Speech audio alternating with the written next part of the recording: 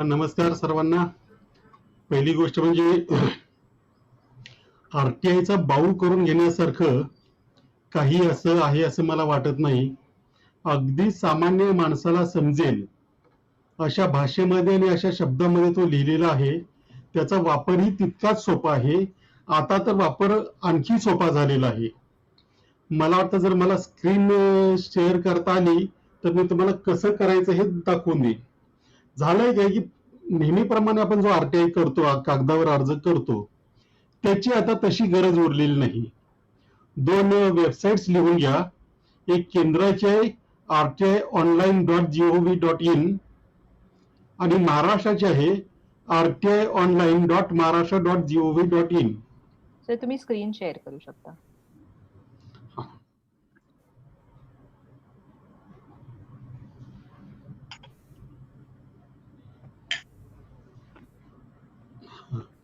तर ही RTI online ही महाराष्ट्राची website आहे. या वेबसाईटवर गेलात तुम्ही, अशीच केंद्राची पण आहे, दोन्ही सेम आहेत, काही फरक नाहीये. दोन्ही भाषेमध्ये हे भरता येतं. नेहमी एक गोष्ट लक्षात ठेवायची, महाराष्ट्रात अर्ज करताना 10 रुपयाचा कोर्ट फी स्टॅम्प किंवा ऑनलाईन पैसे भरलेले चालू शकतात.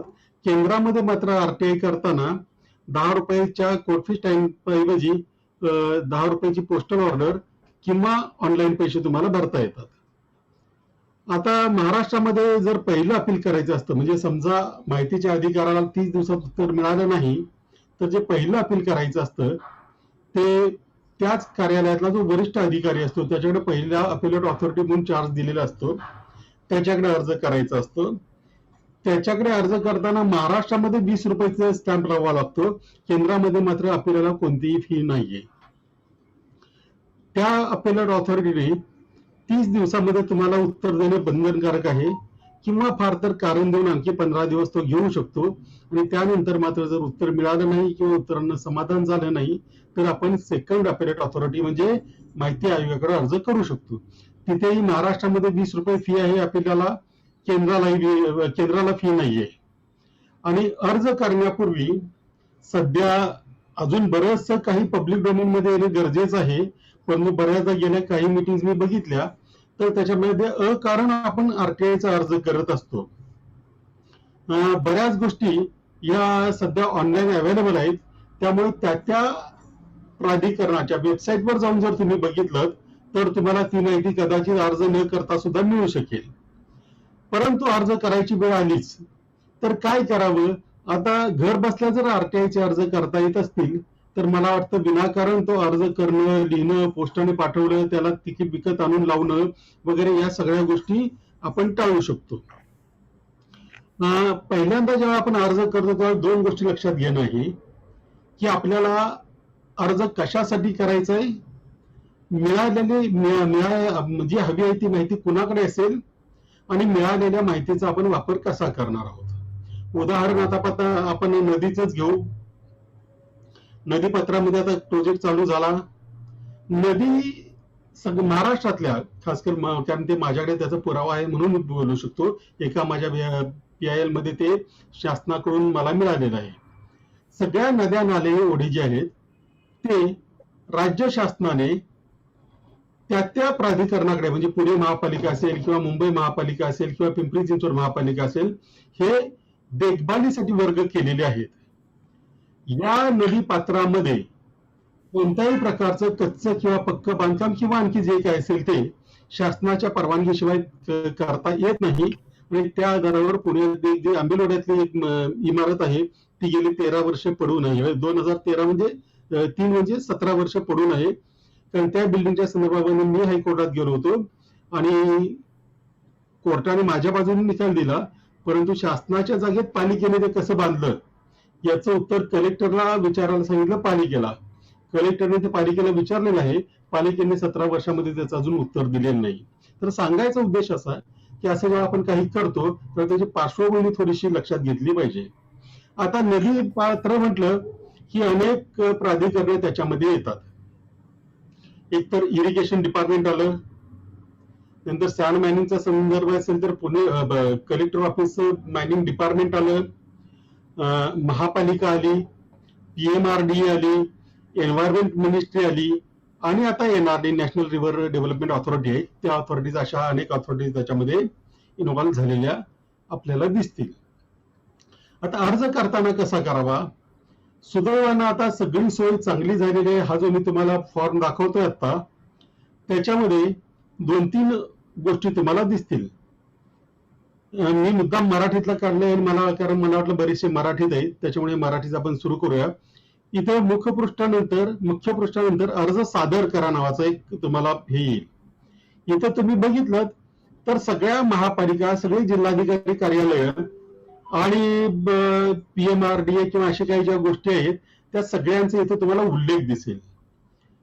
ह्या पेजवर खाली काही सूचना दिल्या, अर्ज केल्यानंतर काय करावा, किंवा 150 पेक्षा जास्त असेल तर तो PDF संलग्न कसा करावा वगैरे वगैरे.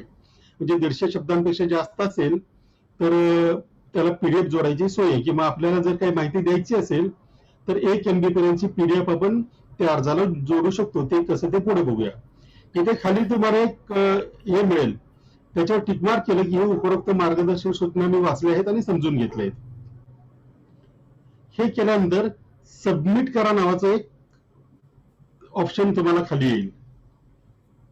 त्याच्यावर गेल्यानंतर आता समजा तुम्हाला कुठलंही डिपार्टमेंट निवडायचं आहे, आपण आपल्या सोयीसाठी पुणे महापालिका याच्यामध्ये दिसते का पाहूया. पुणे.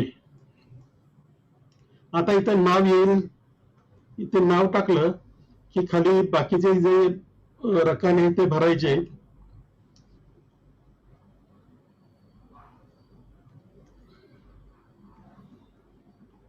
हे सगळ्या पत्ता येतो, पिनकोड येतो, बाकी सगळं भरल्यानंतर, फोन नंबर वगैरे सगळं भरल्यानंतर खाली तुम्हाला इथे टेक्स्ट बॉक्स येईल, त्याच्यावर काही सूचना आहेत.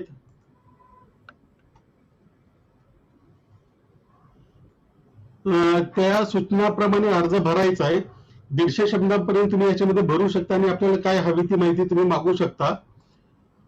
आणि जर तुम्हाला सपोर्टिंग काही डॉक्युमेंट जोडायचं असेल तर खाली चूज फाईल नावाचं एक ऑप्शन आहे, त्याच्यावर स्कॅन कॉपी किंवा PDF फाईल तुम्ही जोडू शकता.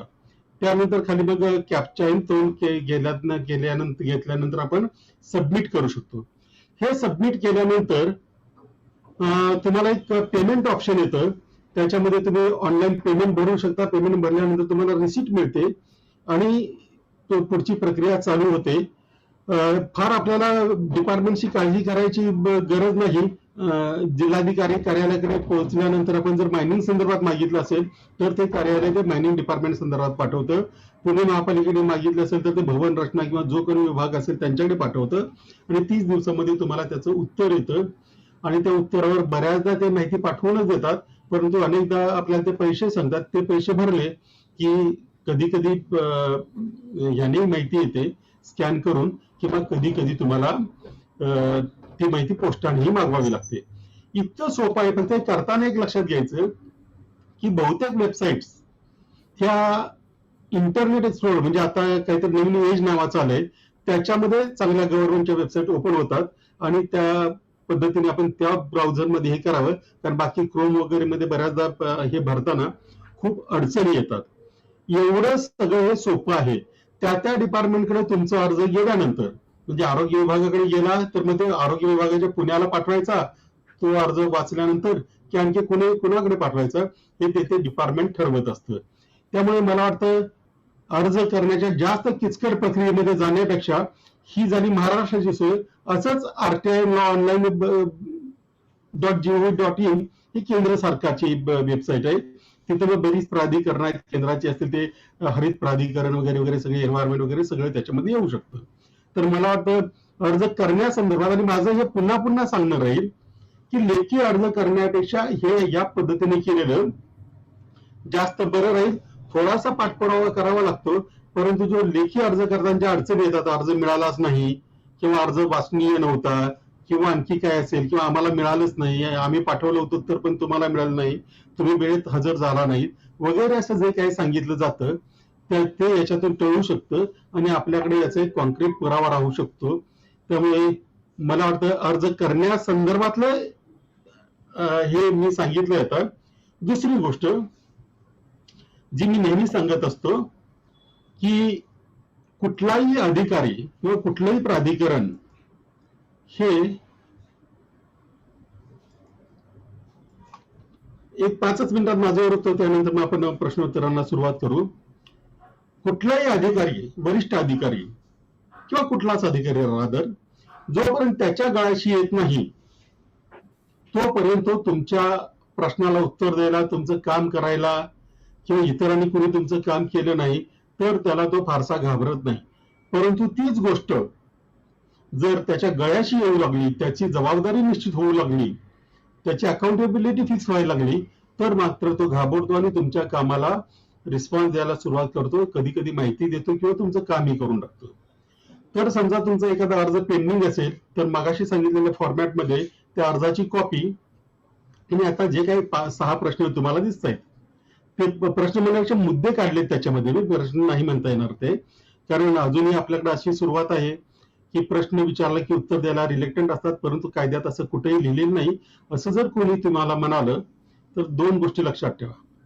कायद्यात जशी माहितीची व्याख्या दिलेली आहे तसेच माहितीचा अधिकार म्हणजे काय याची व्याख्या दिलेली आहे. आणि माहितीचा अधिकार म्हणजे टिप्पण काढून देणं, एक्स्ट्रॅक्ट देणं वगैरे वगैरे अशा अनेक गोष्टी त्याच्यामध्ये येऊ शकतात, प्रश्नाची उत्तर वगैरे वगैरे. त्यामुळे तेवढे एक लक्षात ठेवायचं. आणि अधिकाऱ्याचं उत्तरदायित्व निश्चित करण्यासाठी हे 6 प्रश्न विचारायचे.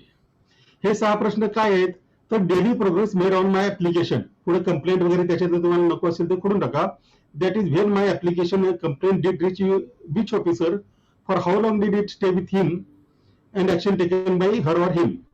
दुसरा प्रश्न, names and designations of officials or employees who were supposed to take action on my application complaint and the officer who was supposed to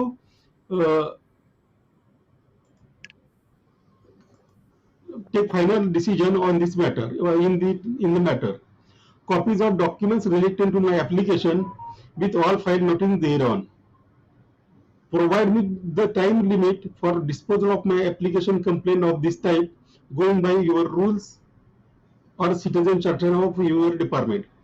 Copies of action initiated against official or employee for delaying action in the matter beyond the prescribed time limit as per your rules or citizen charter. The number of similar applications received within 7 days from the receipt of my application complaint and their respective status.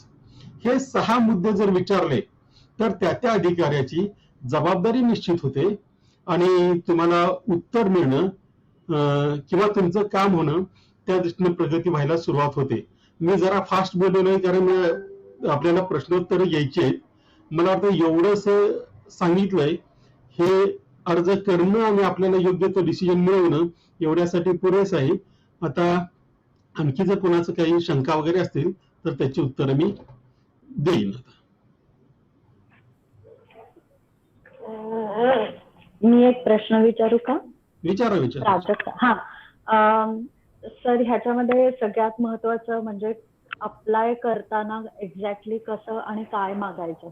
म्हणजे आता आपल्याला काही reports अपेक्षित असतात आणि आपल्या डोक्यात एक कल्पना असते की अशा पद्धतीनं त्याचं रिपोर्टिंग किंवा त्याचं डॉक्युमेंटेशन सरकारकडे असणं अपेक्षित आहे.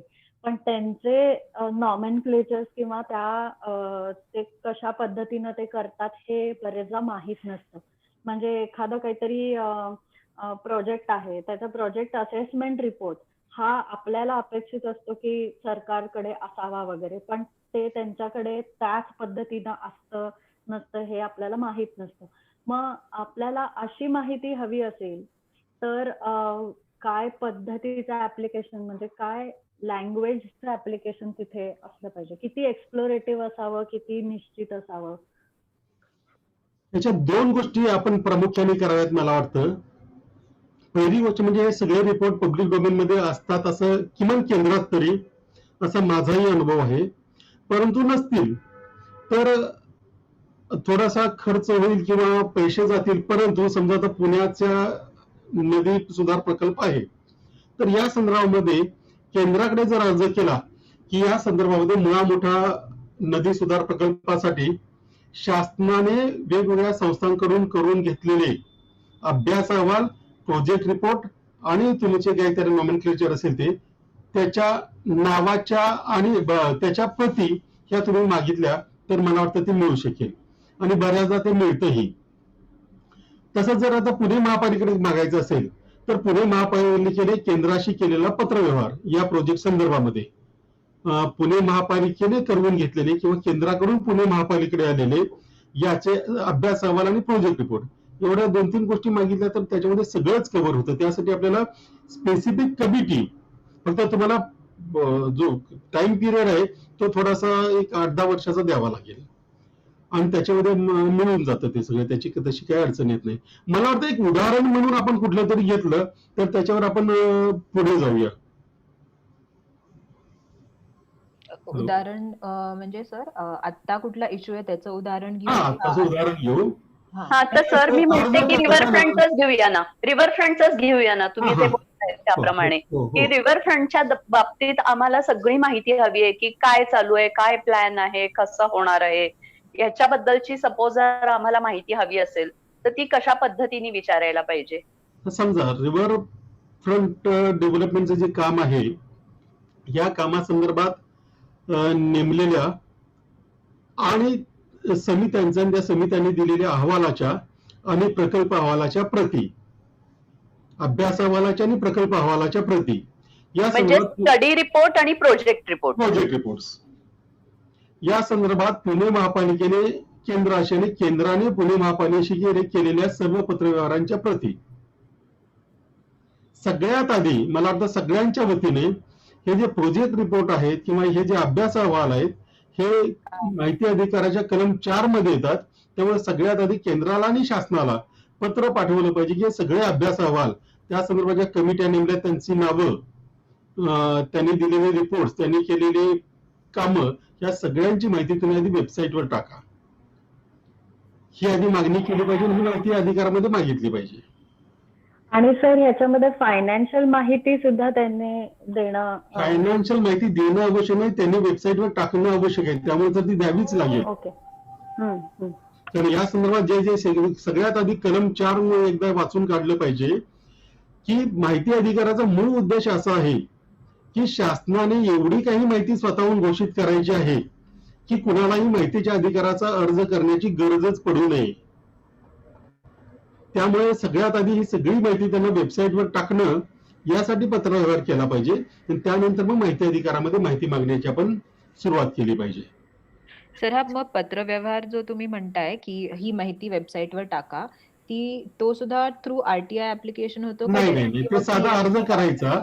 याच्यात एक सांगतो, याला एक काम करायचं, तुमचा जो कुठला रिव्हरफ्रंट डेव्हलपमेंट प्रोजेक्ट, तर या संदर्भात आयुक्तांना पत्र लिहायचं की अशी या संदर्भातली माहिती आम्ही वेबसाईटवर चालण्याचा प्रयत्न केला परंतु आम्हाला ती सापडली नाही. या संदर्भात ती माहिती आपण कलम 4 नुसार घोषित केली असल्यास त्याची लिंक आम्हाला पाठवावी, घोषित केली नसल्यास ताबडतोब ती करावी आणि त्याची लिंक आम्हाला पाठवावी असं पत्र पाठवायचं. 15 दिवसानंतर मगाशी मी जो फॉर्मॅट सांगितला 6 मुद्दे, तर पत्र जोडून त्या फॉर्मॅटमध्ये पालिकेकडे लिहायचं की आता आम्ही असं पत्र पाठवलं होतं, त्याच्यावर केलेल्या कारवाईच्या प्रगतीचा अहवाल आम्हाला द्या म्हणून.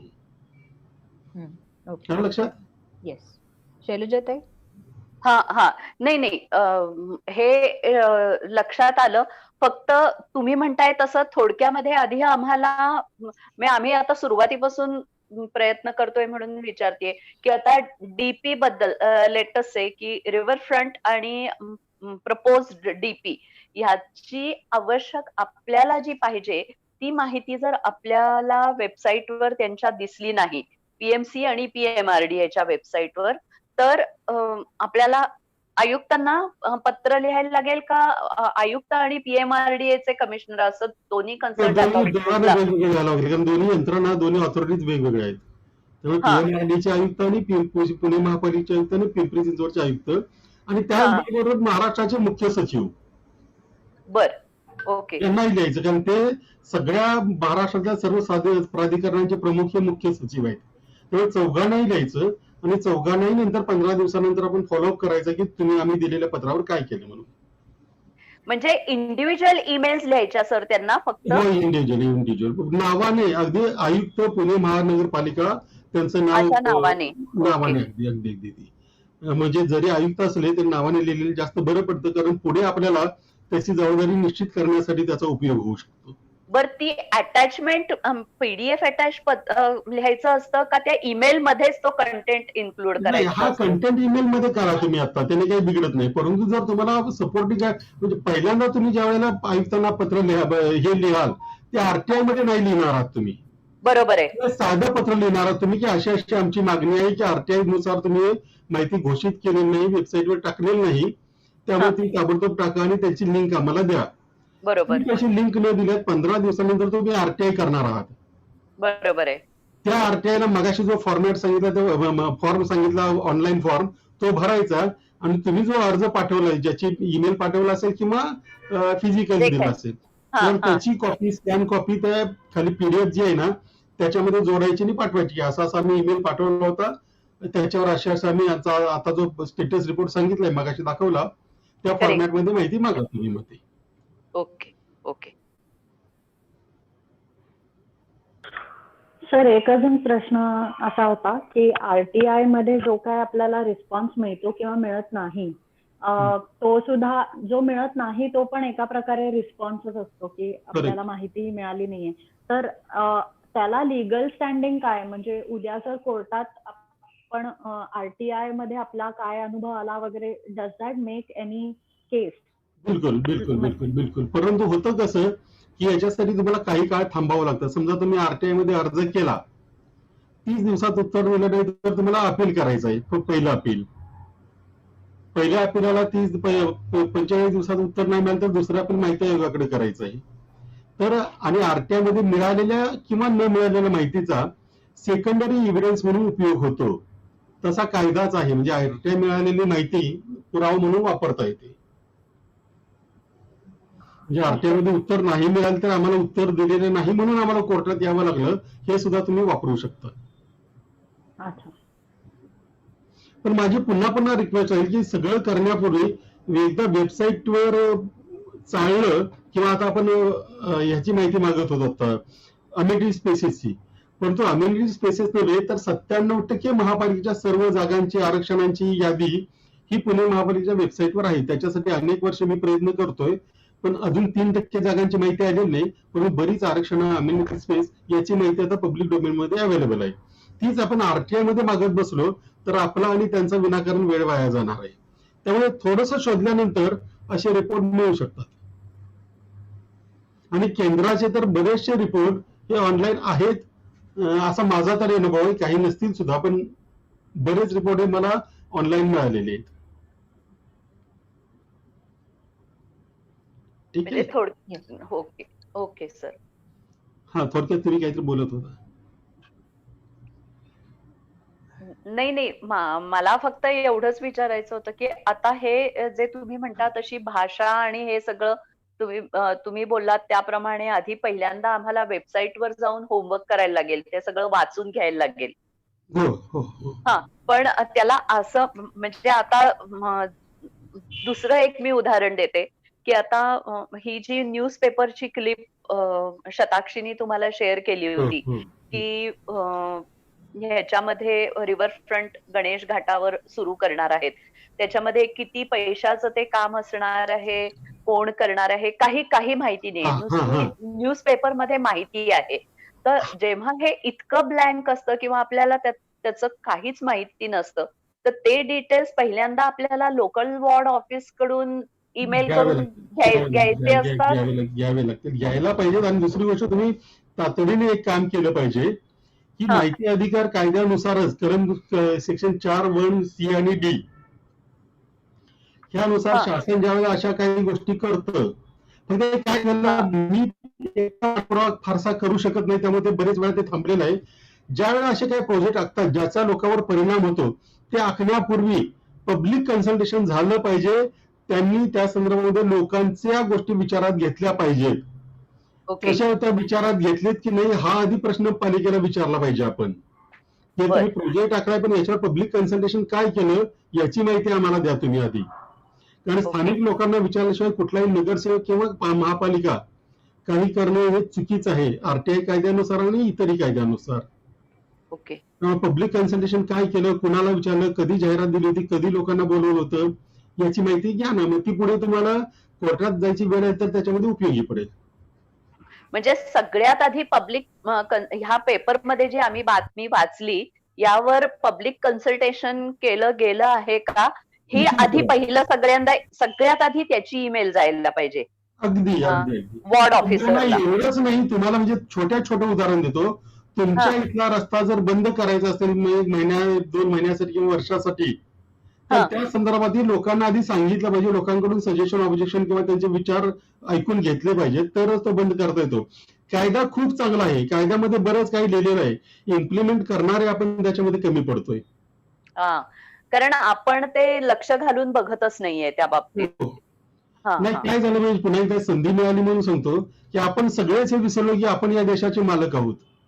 खरंच आहे. त्याच्यामध्ये प्रत्येकाला वागलं ना तसं, त्यांना जाणीव करून दिली नाही. एकदा पाठवा पत्र कमिशनरला किंवा मुख्यमंत्र्यांनाही. मी पाठवलेलं आहे नितीन करीर असताना, जनतेचा नोकर आणि आयुक्त पुणे महापालिका. थोडं त्यांना वाईट वाटू दे, एकदा त्यांनी काही बिघडत नाहीये, बरोबर आहे. पण त्यांना तुम्ही कुठे आहात याची जाणीव झाली पाहिजे. मला खरं तर अशा फोरम मध्ये थोडस मी उर्मट भाषा वापरतो असं लोक म्हणतात, परंतु जर त्यांनी नीट वागायचं नाही आणि आपण बोलायचंही चांगल्या भाषेमध्ये, हे मला थोडस माझ्या स्वभावाला पटत नाही. ते असं ज्याचा त्याचा. सर, अशी काही नमुने दाखल पत्रांचं तुम्ही आम्हाला पाठवू शकाल का तुमचे अभ्यासासाठी अशा दृष्टीने? पाठवेल एकदा कधीतरी, पाठवेल. Okay okay. कारण ज्यावेळेला आम्ही टीडीआरच्या फायलीचं इन्स्पेक्शन घेतलं, तर अख्खं लिगल डिपार्टमेंट मागे लागलं होतं. कारण कुणीतरी देशातल्या नागरिकाने ऑफिसमध्ये जाऊन फाईल पाहायला मागणं हे त्या काळात खूपच अवघड होतं. ते त्या काळामध्ये मी ते केलेलं आहे ते. आणि पुणे महापालिकेमध्ये त्यांना एक आधी इंटिमेशन पाठवलं, मग त्यांचं लिगल डिपार्टमेंट आलं, मग ते म्हणाले की नाही तुम्हाला या फाईली दाखवायला लागतील, आणि आता टीडीआरची सगळी माहिती ऑनलाईन आहे. कोणीतरी धाडस त्याच्यामध्ये करून प्रयत्न केले पाहिजेत त्याच्यामध्ये. आता आणखी एक कायदा येतो, त्याला तुमच्या सगळ्या कार्यकर्त्यांनी जर पाठिंबा दिला किंवा त्याचा जर वापर केला तर ते जास्त बरं पडेल. पुण्यात जशी आपण 3 ते 5 दर सोमवारी फाईल पाहण्याची सोय, ते तुम्ही करू शकता. आणखी दर सोमवारी 3 ते 5 या कालावधीमध्ये पुणे महापालिकेच्या कोणत्याही विभागामध्ये जाऊन कोणतीही फाईल तुम्ही पाहायला मागू शकता. साध्या कागदावर त्याची नोंद करून घेऊन त्यांना दिली आणि त्यांनी पैसे सांगितले की दुसऱ्या दिवशी पैसे भरल्यानंतर ती तुम्हाला मिळते. त्याच्यासाठी आरटीआयचा वेगळा अर्ज करायची गरज नसते. हे एकदा करून पहा. ही जी रिव्हरफ्रंट डेव्हलपमेंटची आहे ना, सोमवारी जाऊन वार्ड ऑफिसमध्ये दोघांनी जायचं, दोघांनी मेन ऑफिसला जायचं आणि या संदर्भात काय काय केलं याची फाईल पाहायला मागा. पण वॉर्ड ऑफिसला सर लोकशाही दिनच नाहीये. नाही, लोकशाही दिनाची गरज नाही. प्रत्येक सोमवारी 3 ते 5. मी तुम्हाला आता इथं दाखवू शकेल की नाही मला माहिती नाहीये. एक सेकंड. नाही, मी सोमवारी एकदा फाईल बघायला गेले होते. कॉन्फ्लुएन्सचं जेव्हा आम्हाला हे डम्पिंग सुरू झालं ना, तेव्हा की हे सरकारतर्फे केलं जातंय का अनधिकृतरित्या केलं जातंय याच्यासाठी मी तिथे फाईल मध्ये माहिती काढायला गेलेली होते. आपलं वीर सावरकर भवनच्या इथे वरती बिल्डिंग डिपार्टमेंट की सरकारतर्फे किंवा तिथं काही प्लॅन अप्रूव्ह झालेला आहे का, अमुक माझ्याकडे ते 7/12च्या उताराचे नंबर डीपी प्लॅन वर मला मिळाले होते. तर ते नंबर घेऊन मी हातामध्ये त्याची चिठ्ठी घेऊन मी तिथे विचारायला गेले होते की सरकारतर्फे ह्याच्यामध्ये काही झालंय का प्लॅन, की ज्याच्यामुळे काही कन्स्ट्रक्शनचं प्री डेव्हलपमेंट आपण जी म्हणतो ना, त्याचं रेज करणं, त्याला काही आणि काही कामाला सुरुवात करणं, अशा पद्धतीचं, किंवा कुणाला प्लिंथ आणि याच्यासाठी परवानगी दिली आहे का, हे विचारायला मी गेले होते तिथे 3 ते 5च्या दरम्यान. तर आधी तर त्यांनी मला एंटरटेन केलंच नाही सर. आणि नंतर मग मी तिथूनच विवेक वेलणकरांना फोन लावला की सर हे मला हे करत नाहीयेत, मला रिस्पॉन्ड करत नाहीयेत. तर ते म्हणाले काय म्हणतायत, कोण आहे तिथले इन्चार्ज? तर त्यांचं नाव मी त्यांना सांगितलं. तर ते म्हणाले की ते मीटिंगला आतमध्ये चीफच्या केबिन मध्ये बसले. वेलणकर सर म्हणाले दार उघड आणि केबिन मध्ये घुस आणि त्यांना सांग की माझं महत्वाचं काम आहे आणि मला ह्या फायली 3 ते 5च्या वेळामध्ये मला काही माहिती याच्यातली हवी आहे.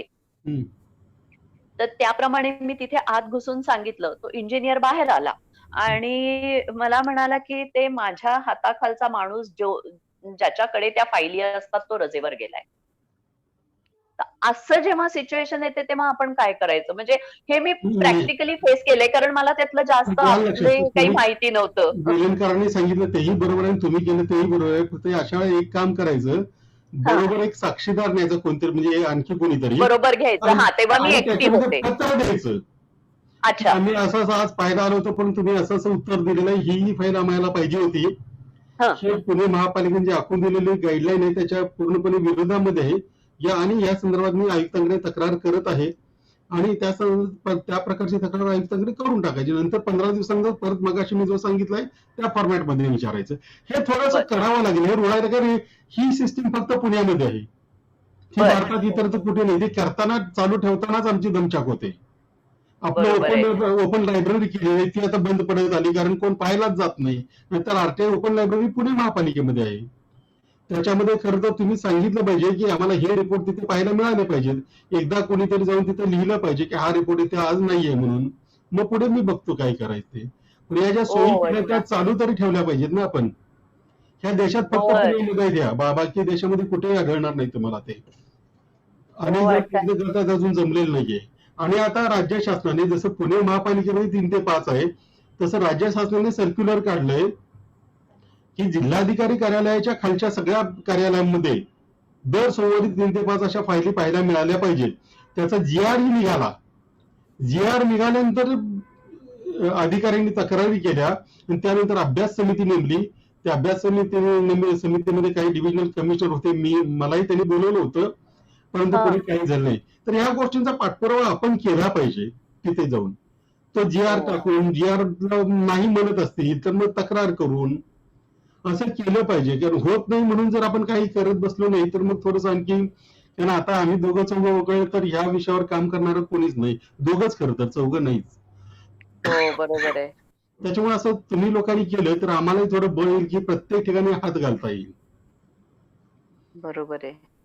नाही सर, तुमचं बोलणं बरोबर आहे, पण मी तुम्हाला म्हणलं तसं की आमची मानसिकता जेव्हा कामाला सुरुवात केली ती खूप वेगळ्या प्रकारची होती, की आपल्याला सगळ्या लोकांना बरोबर घेऊन काम करायचं आहे आणि लोकांना जोडायचं आहे.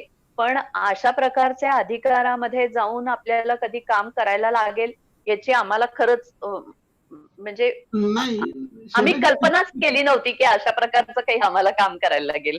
असं हो, झालं ते. कारण काय झालंय, आपण या नोकरांना डोक्यावर एवढं बसवलेलं आहे ना की ते आपल्याला स्वतःला नोकर समजतच नाही, तेच आपल्याला मालक समजतात. मग आपण प्रत्येक वेळेला हेच सांगत असतो की तुम्ही मालक या नात्यानेच जा, की समोरचा माणूस आपला नोकर आहे. ते दिसताना वाईट दिसतंय, मलाही मान्य आहे, पण हे सगळं संपूर्ण एवढं बदलायचं असेल तर ते आपल्याला त्या पद्धतीनेच त्यांच्याशी वागावं लागेल. तर आम्हाला 3 ते 5 वेळ आमच्यासाठी ठेवली तर ती आमच्यासाठीच पाहिजे. आम्ही काही 24 तास तुमच्या कामामधून धडपड करणार नाही आहोत. बरोबर पण आहे. ते 3 ते 5 मध्ये तुम्ही आम्हाला अवेलेबल असला पाहिजे. फाईल नसेल कुठे तर ती कुठे आहे ते सांगा, म्हणजे सांगितलंच पाहिजे त्यांनी. ओके. आणि हे फक्त पीएमसी मध्ये का कुठल्याही वॉर्ड ऑफिसला तुम्हाला जाऊन करता येतं? सगळ्या पीएमसीच्या सगळ्या कार्यालयामध्ये वार्ड ऑफिसला सुद्धा म्हणजे तिथे हाच अनुभव घेऊ. पुढच्या सोमवारी आम्ही लेटेस्ट आहे की औंध वॉर्ड ऑफिस मध्ये जाऊन आम्हाला हवे त्या आवश्यक ती कागदपत्र कुठल्याही डिपार्टमेंटची आम्हाला बघता येतील. बघता असं फक्त होईल. एक जण कुणाला तर घेऊन जा, तिथे हा, तक्रार करा, नाही मिळाली तर त्या तक्रारीवर त्यांनी नोंद नाही दिली तर तिथल्या तिथे आयुक्तांना SMS पाठवा आणि त्याच्या प्रती मग आम्हाला वगैरे द्या. मग बघू पुढे काय करायचं, कसं वागतं ते. थोडंसं भांडावं लागेल, थोडंसं त्यांना, त्याशिवाय काही पर्याय नाहीये आता तरी दिसत. Okay sir. हे सर काही क्वेश्चन्स आहेत की कोणी अनॉनिमसली अप्लाय करू शकतं का आरटीआय मागताना, जेव्हा ऑनलाईन ऍप्लिकेशन होतं की कोणाला तरी आयडेंटिटी रिव्हील करायची नसेल?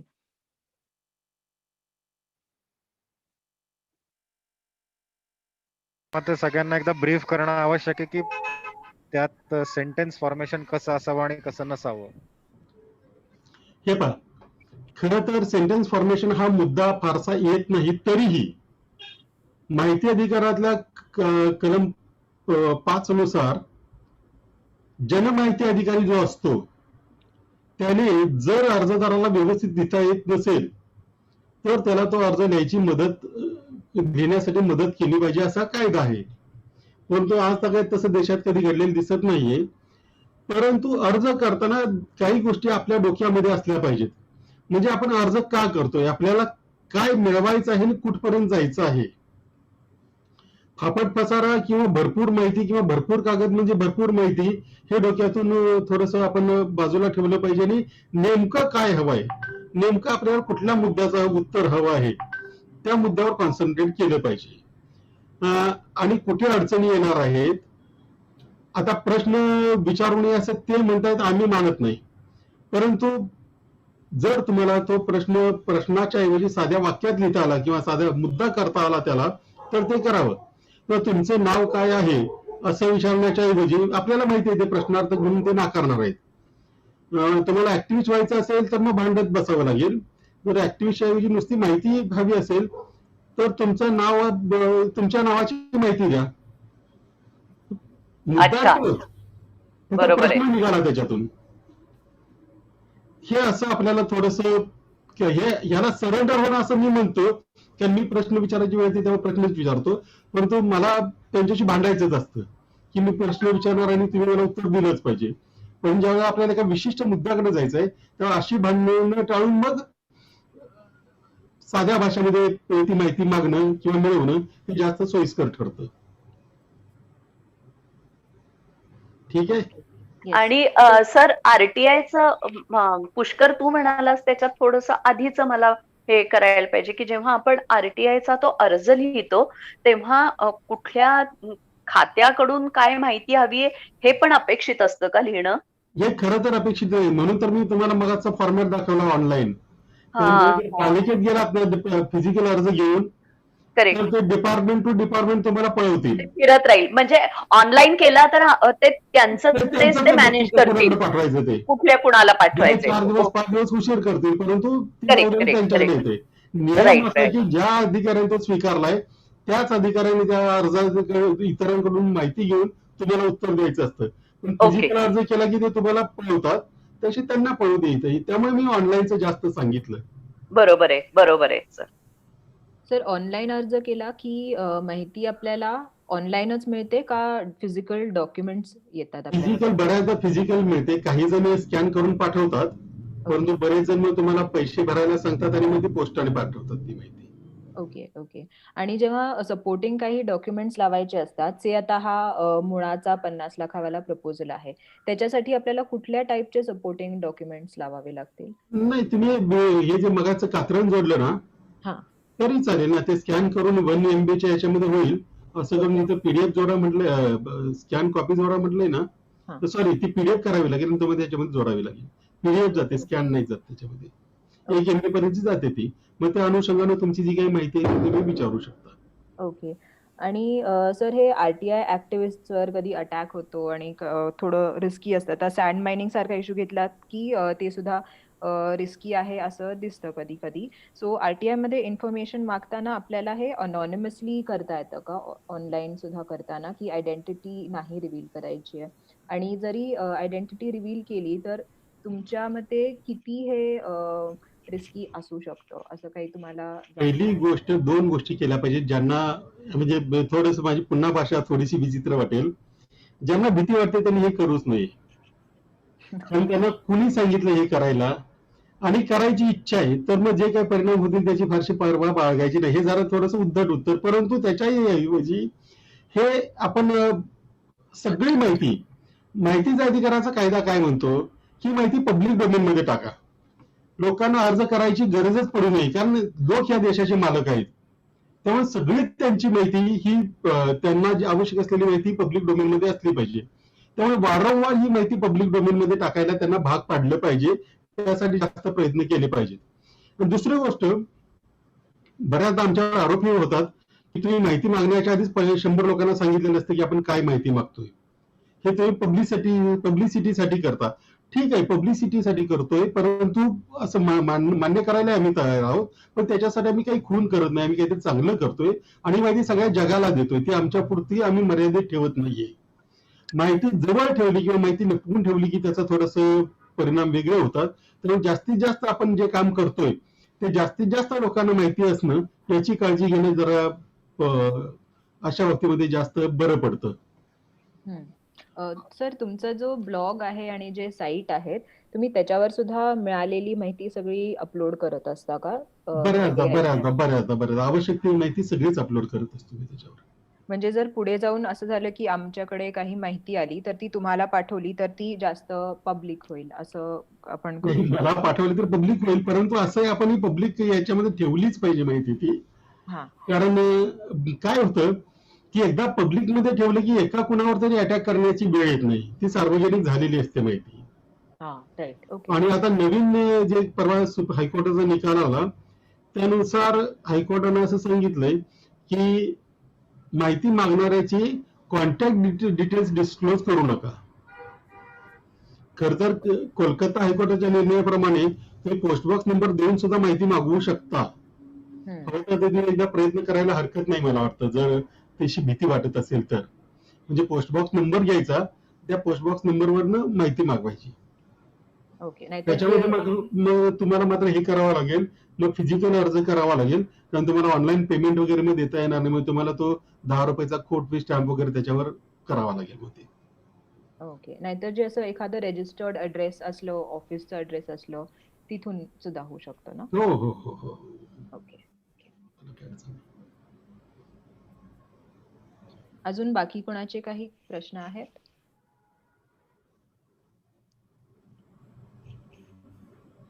याचे दोन अर्थ निघतात, एक तर बऱ्यापैकी समजले किंवा काहीच समजलेलं नाही.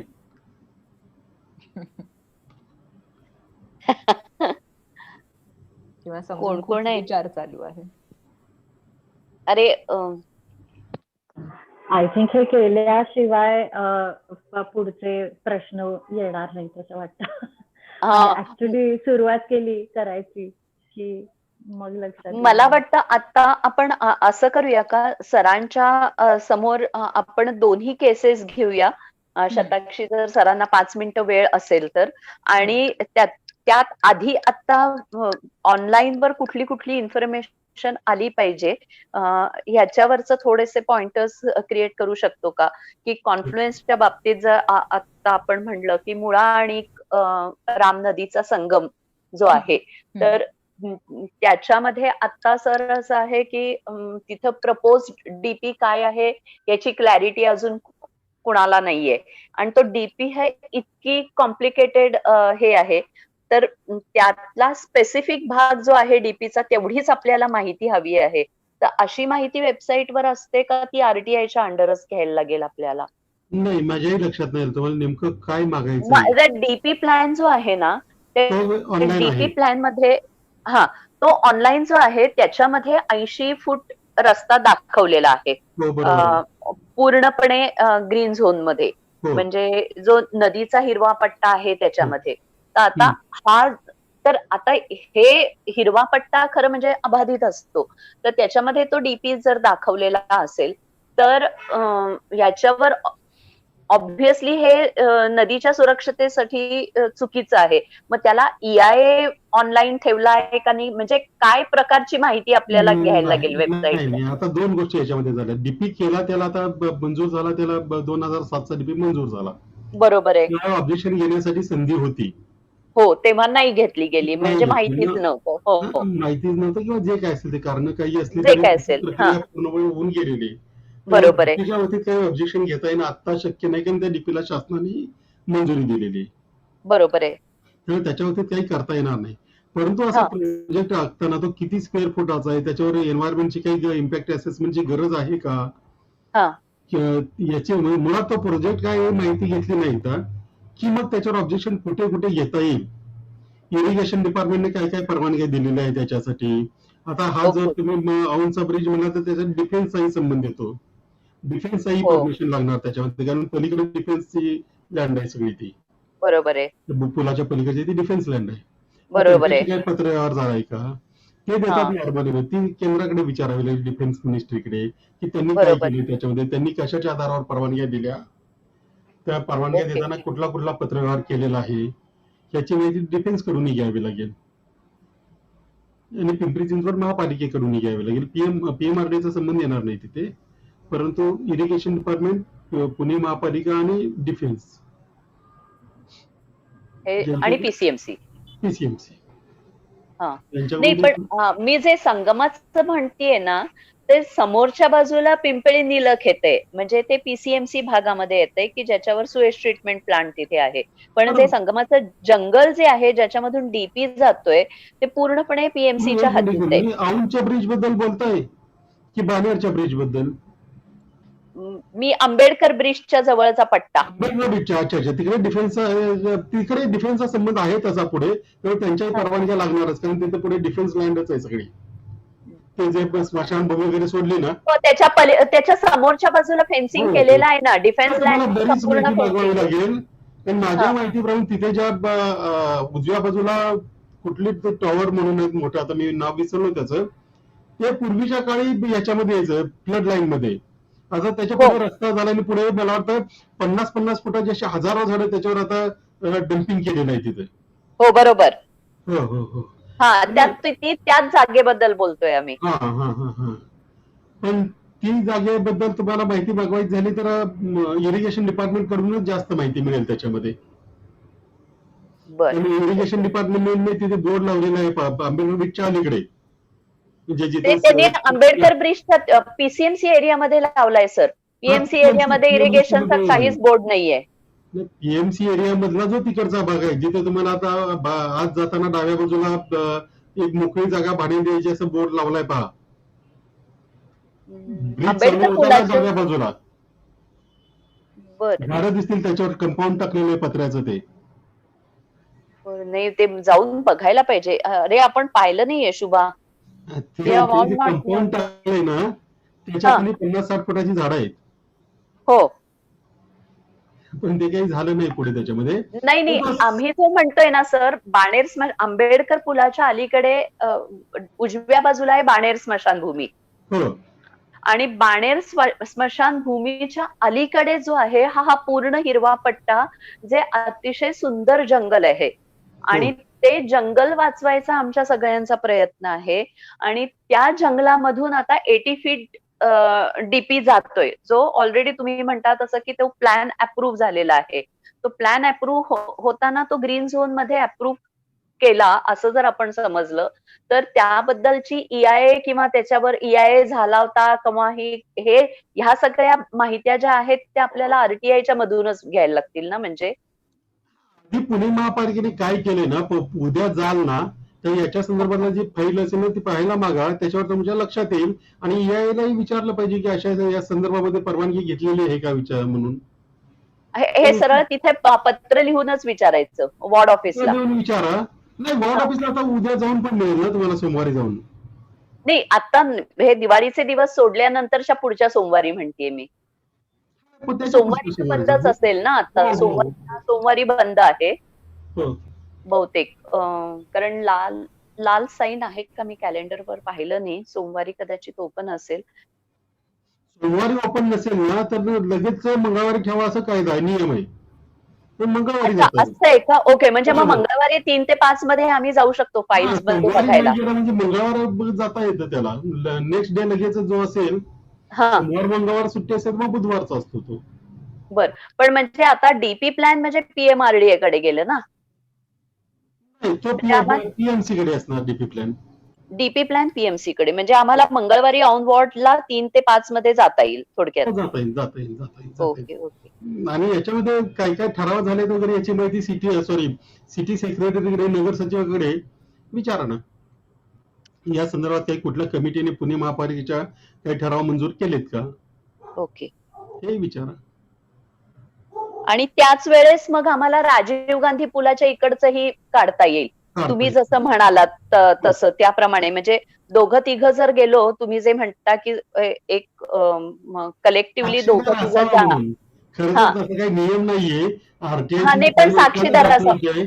पण हो, मी गेलो होतो, माझ्यावर हे उपस्थित होते म्हटलं की त्याला थोडं पुराव्याचं स्वरूप येतो म्हणून. हो, नाही बरोबर. नाही, पण त्यामुळे आम्हाला काय होईल की इकडं संगमाची आणि राजीव गांधी ब्रिजची एकाच वेळेस एका ठिकाणी आम्हाला माहिती काढता येऊ शकते ना, दोन्ही फाईल्स एका ट्रिप मध्ये.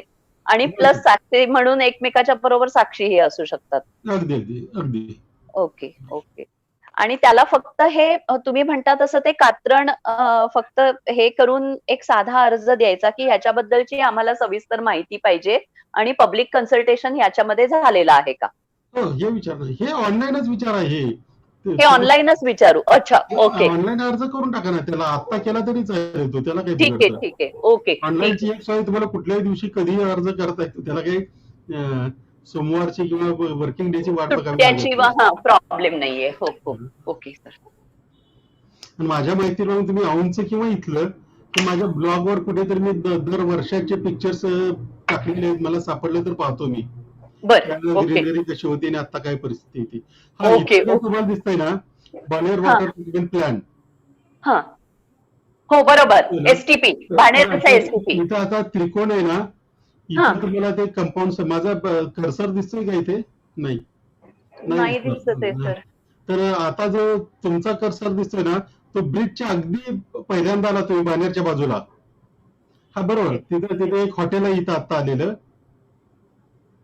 दत्त टेम्पल म्हटलंय ना, हा. त्याच्याही आधीच दत्त टेम्पल अलीकडे आलं, ते पुलाच्या पलीकडे.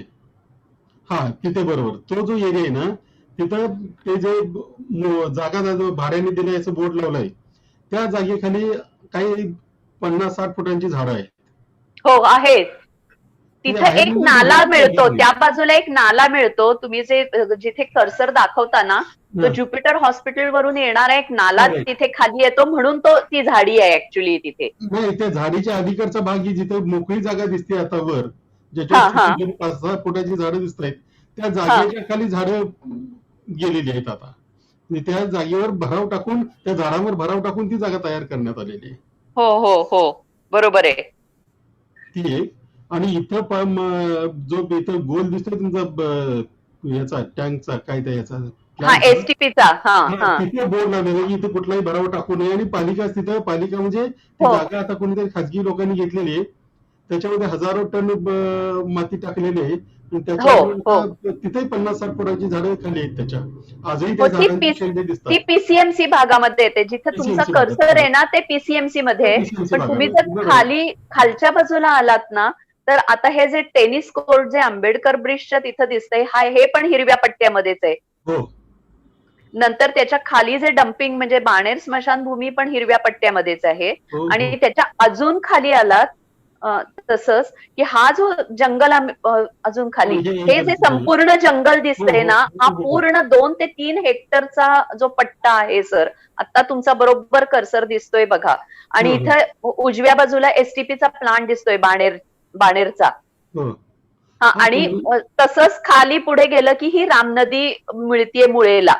हो, बरोबर. हा, तर ही मुळा आणि राम नदीच्या मधला हा जो सगळा हिरवा पट्टा आता दिसतोय ना, ह्याच्यामध्ये प्रचंड प्रमाणात इथेच या हिरव्या पट्ट्यामधूनच डीपी जातोय. पण आता डीपीला काही करता येणार नाही, परंतु एन्व्हायरमेंट इम्पॅक्ट असेसमेंट रिपोर्ट आहे ना, हा. तो याला लागेल. जर 3 हेक्टर असेल तर 100% याला लागेल असं मला वाटतंय. बर, तर ती माहिती मागवली पाहिजे मग. आणि म्हणजे- याच्यासाठी सुद्धा जरी डीपी मध्ये असला ना, तरी हा. त्यांनी लोकांशी कन्सल्ट केलंच पाहिजे. आणि पत्र आपण पब्लिक पाठवलं पाहिजे. कन्सल्टेशन इज मस्ट म्हणजे तरी सुद्धा. काय करणार आहात? हो. Okay, okay, okay. करा, त्याच्यात काही अडचण नाहीये. ठीक आहे सर. ठीक आहे. येस. आणि मला वाटतं एकदा कधीतरी आपण असे, म्हणजे मला शक्यतो संध्याकाळचं जमत नाही, परंतु असं जर 2-3 वाजेपर्यंत असेल ना, तर हा. एक विषय घेऊनच आपण 2-3 प्रोग्राम करू दर आठवड्याला, की त्याच्यामध्ये हा. काय काय प्रोजेक्ट, म्हणजे आपल्याला प्रगती झाली आणि आपल्याला काय काय रिस्पॉन्स मिळालाय त्याच्यावर. करेक्ट. आय एकच थिंक विषय. Sir we will start with the homework first. जे तुम्ही अगदी, दोन्ही अगदी. वेबसाईट ज्या केलेल्या आहेत ना, I would request all the team to study that both the websites. आपण सगळे मिळूनच त्याचा अभ्यास करूया. आणि सर म्हणाले तसे फॉर्म आणि ऍप्लिकेशन्स कशा टाईपची केलेली आहेत ते सगळं पहिलं आधी स्टडी करून एक कुठला तरी एक बेसिक ऍप्लिकेशन करून आपण देऊया ऑनलाईन. राजीव गांधी पुलाच्या इथे जे पेपर क्लिप तुम्ही म्हणालात की पेपर क्लिप देऊन ते कुठल्याही दिवशी आपल्याला देता येतं, तर ते पहिलं तरी आरटीआयचं ऍप्लिकेशन एक राजीव गांधी पुलाच्या इथल्या रिव्हरफ्रंट बद्दलचं आपल्याला देता येईल ऍज अ एक्झरसाइज. आणखी एक मी सुचवेन याच्यामध्ये, तुम्ही हे जे तिन्ही वेबसाईट्स आहेत, PMRDA, PMC आणि PCMC हा यांच्या वेबसाईटचं एकदा सोशल ऑडिट सारखं करूया आपण. म्हणजे तुम्ही मला म्हणजे आपण सगळे मिळून असं ठरवूया की त्याच्यामध्ये काय नाही आणि काय असायला ओके. पाहिजे होतं. बर कारण ते मग माझ्या पद्धतीने मी त्यांच्याशी पाठपुरावा करू शकेल. कारण तुम्हाला जे डोक्यात आहे, तुम्हाला जे काही तिथे असावं असं वाटतं हा ते मला हा माहिती असेलच किंवा ते माझ्या डोक्यात येईल असं नाहीये. बरोबर आहे. मग ते सेक्शन 4 मध्ये येतंय का आपण बघू आणि ते ओके. टाकायला कसं लावता येईल ह्या दृष्टीने मग आपण प्रयत्न करूया. म्हणजे मग पुन्हा पुन्हा म्हणजे RTI च्या ह्याची लिस्ट माझ्या मते तयार करणं आमच्या दृष्टीने जास्त महत्वाचं ठरेल, की आमच्या दृष्टीने काय काय आवश्यक आहे त्याची बस, बस, बस. लिस्ट दोन्ही टीमनी मिळून आधी पहिली एक कंपाइल्ड लिस्ट करायची आणि मग तुमच्या बरोबर हो, एक तक्रार बोलायचं. करू आपण किंवा त्यांना हा. सांगू. कारण त्यांना एक कळलेलं आहे की आता पाठपुरावा करायला लागणाऱ्या लोकांबद्दल ते थोडेसे तसेही सावध असतात. हो, आपण ती काहीतरी माहिती मागतो म्हणल्यानंतर कदाचित ती वेबसाईटवर येऊन पण जाईल आणि आपला बराच बरोबर आहे. एक्झरसाइज वाचेल त्याच्यामध्ये. ठीक आहे ठीक आहे ठीक आहे. ओके तर येस तर- okay sir okay okay. Okay okay sir okay. Thank you thank you sir आम्ही तुम्हाला धन्यवाद दिले पाहिजेत खूप खूप, कारण एक पहिला आज आम्ही एबीसी मधला ए शिकलोय. नाही, हे शिकल्यानंतर पुढचं झेड पर्यंत अवघड नाही, पण आपण सुरुवात करायची गरज आहे. तुम्ही करायची. सोशल ऑडिट या वेबसाईटचं करा, तुम्हाला महिन्याभरामध्ये चांगले रिझल्ट दिसतील. ओके ओके म्हणजे मी Yes. सांगतोय ते एकदा झालं की तुम्हाला यश कसं मिळतं त्याच्यामध्ये कळेल, मग सगळेजण त्याच्या मागे लागतील. कारण आता त्यांनाही बरोबर. खरं सांगितलं की कार्यालयात बसलेत ना तिथे, त्यांना हे माहिती नाही की नेमकं काय पब्लिश केलं पाहिजे. हे बऱ्याच आपल्याला त्यांना सांगावं लागतं. बरोबर आहे. ते आजही कॉम्प्युटरचा वापर हा टाईपरायटर सारखाच करतायत. तर त्यांना तो नाही. कॉम्प्युटर हे समजावून द्यावं लागेल त्यांना. बरोबर आहे. ते करूया.